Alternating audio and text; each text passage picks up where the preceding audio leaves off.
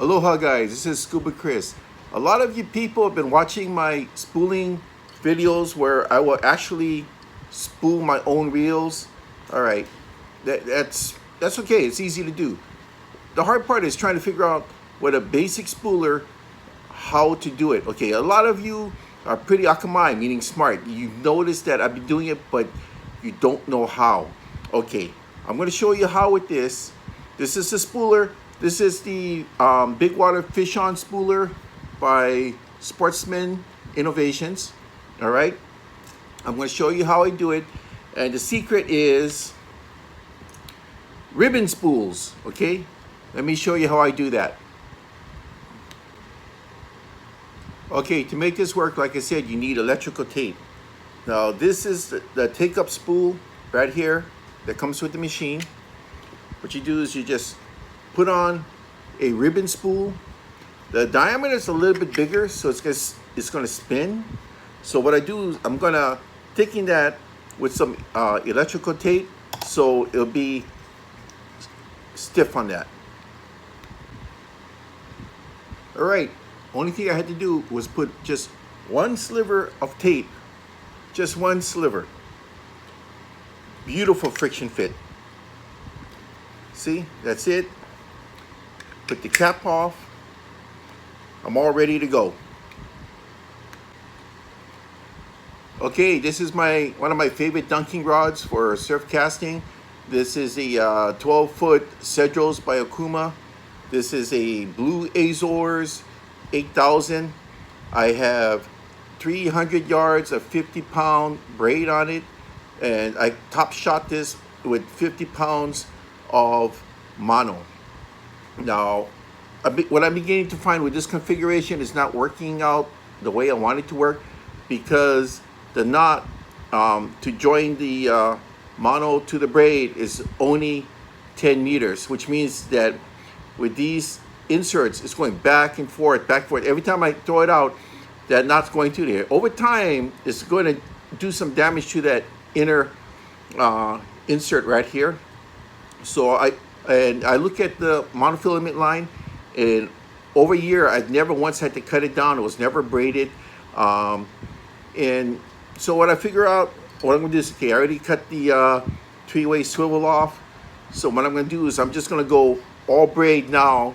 Instead of doing the 10-yard top shot, I'm going to do all braid directly to the three-way swivel. And instead, I'm going to run a little bit longer leader than what I normally run. And the leader is going to be stretchable monofilament, and that should take care of the problem. It's just knowing the equipment and knowing the areas you go to. Okay, I already put some tape on this so it won't slip. And what I'm going to do is I'm going to store this, because maybe later on I'll get back to it, because this was like $47 worth of line. Or what I'm probably going to end up doing is give it to friends, good friends of mine that can use this, and I'll put it on their spools for them. So what I'm going to do is I'm just going to just hold on to the reel, use my 2 fingers just to put a little friction on it. All right. And watch this.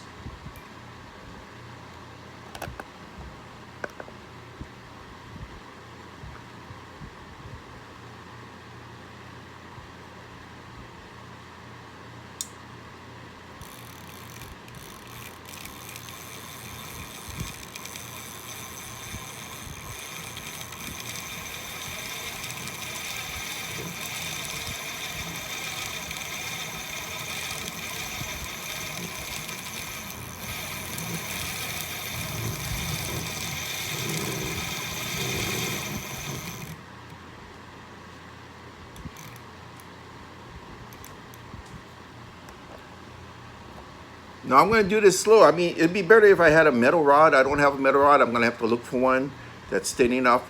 But what I'm going to do is I'm just going to put this on at a low speed, so it's not going to eat up any drags or anything on the reel. Okay, all done. Give this a quarter turn to the left counterclockwise. There you go. Pull this out. Okay.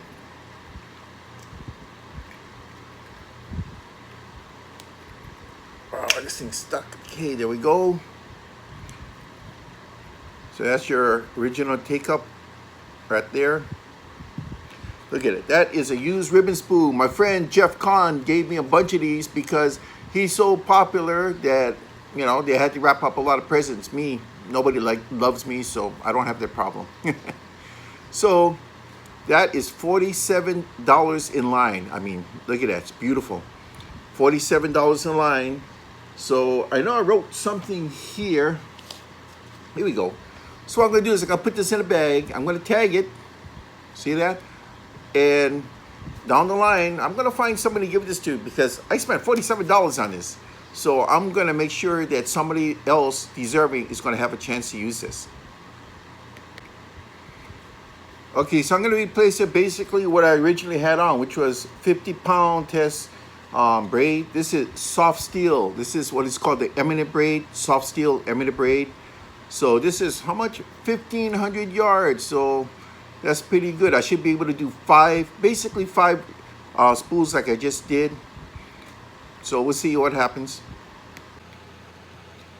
Okay, make sure your tension is very tight because you want to keep this spool very tight so it won't overspin. This is my line feeder. So, and I already put on the arbor knot. See?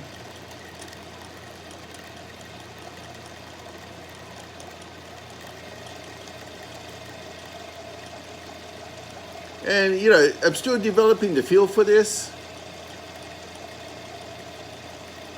So I take it kind of slow. I don't do it too fast.